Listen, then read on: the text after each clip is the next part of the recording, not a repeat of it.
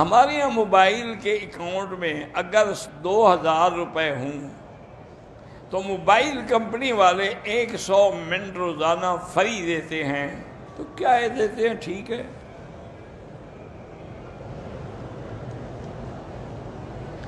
جمعہ کے دن جو گھڑی ہے قبولیت کی، وہ سارے دن میں کسی وقت ہے، کوئی معین نہیں ہے۔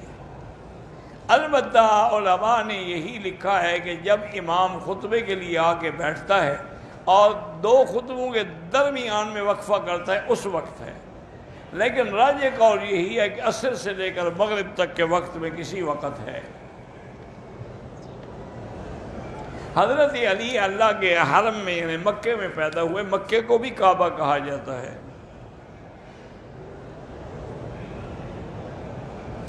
ایک آدمی اپنے ملک سے عمرے پہ آیا، اس نے طواف کے بعد صفا نہیں کی، احرام کھول دیا، بالکل دم پڑ گئی۔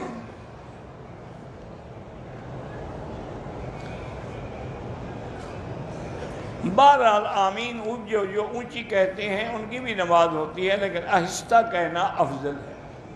جو رفع یدین کرتے ہیں ہم اعتراض نہیں کرتے، ان کی بھی نماز ٹھیک ہے، لیکن جو نہیں کرتے ان کے پاس بھی حدیث عبداللہ بن مسعود ہے۔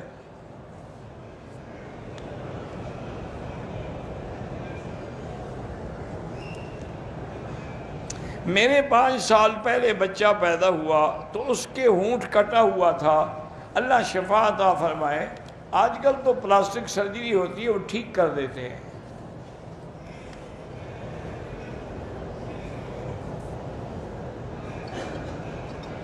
میری کزن کی 4 مہینے پہلے شادی ہوئی تھی، اس کے گردے اور معدے میں تکلیف ہے، تو ہر نماز کے بعد پانی پہ اول آخر درود شریف اور 7 دفعہ سورۃ فاتحہ پڑھ کے دم کر کے پیتی رہے۔ میں نے اپنی سالی کے بڑے لڑکے کے ساتھ اپنی بیٹی کا نکاح کر دیا ہے، ٹھیک ہے۔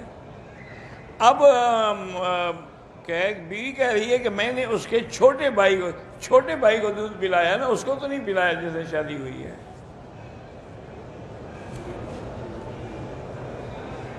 میرے گھر میں جگہ جگہ کالی چیونٹیاں ہیں، تو وہاں دوائی ڈالیں وہ نہیں آئیں گی بس۔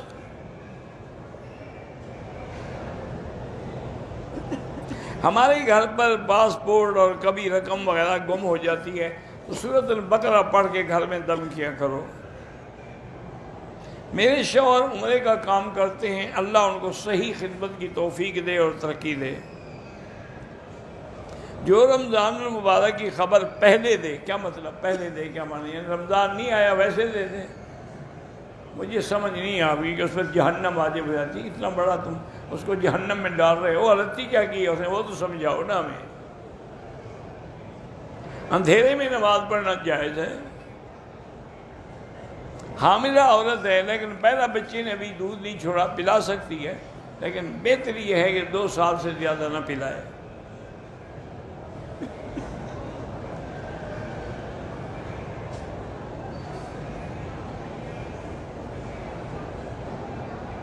بالکل آپ نے اگر منگنی توڑی ہے اور آپ کے دادا اور والد ناراض ہیں، ان کے آنسو بہنے لگ گئے، تو آپ معافی بھی مانگیں اور اس منگنی کو نہ توڑیں۔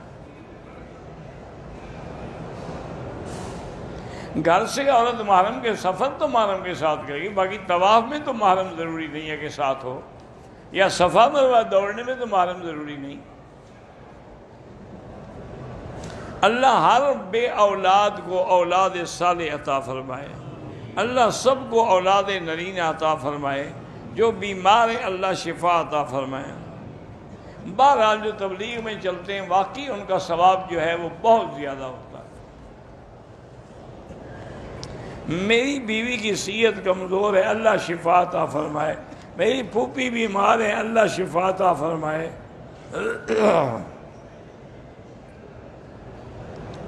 جو بھی طواف کریں گے، عمرے کا ہو یا نفلی ہو، اس کے 7 چکر ضروری ہو، اس کے بغیر طواف ہوتا ہی نہیں ہے۔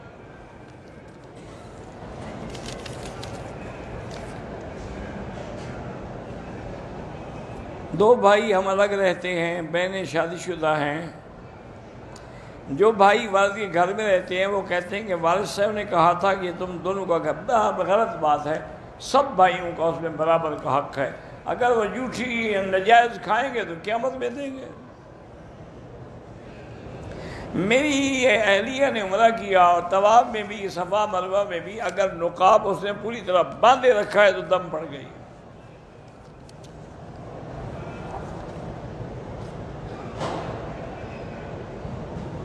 خانہ کعبے کے ساتھ تصویریں نکالتے ہیں، کوئی نہ نکالا کریں۔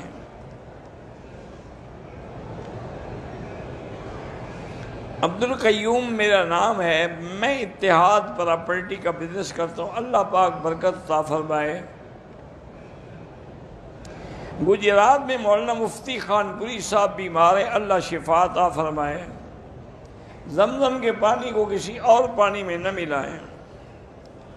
بہرحال مکے میں رہتے ہوئے طواف افضل ہے، طواف چونکہ اور کسی جگہ نہیں ہو سکتا، لیکن علماء کہتے ہیں کہ درس میں بیٹھنا اس لیے افضل ہے کہ دین سیکھے گا، بیٹھے گا تو طواف کرنے کا طریقہ بھی آئے گا۔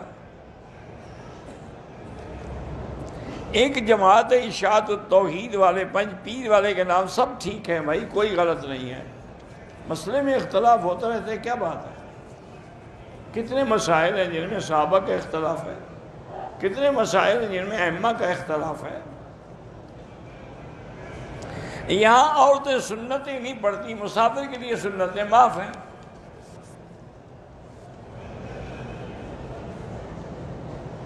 طواف ہم نے پورا کیا، 7 چکر پورے کیے، 8واں اشارہ نہیں کیا، کوئی حرج نہیں۔ پاؤں اگر قبلے کی طرف کر کے بیٹھتے ہیں کوئی حرج نہیں، ان کی نیت توہین نہیں ہوتی۔ والد صاحب کی طبیعت خراب ہے، اللہ شفا عطا فرمائے۔